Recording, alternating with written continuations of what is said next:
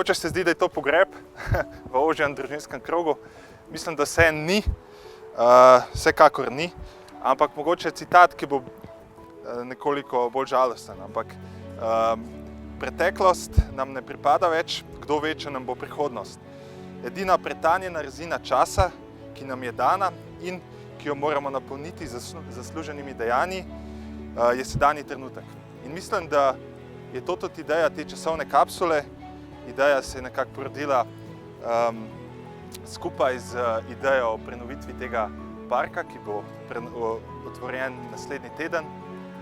Ideja je torej, da sedanjost nekako zamrznemo in jo vključimo v tole časovno kapsulo.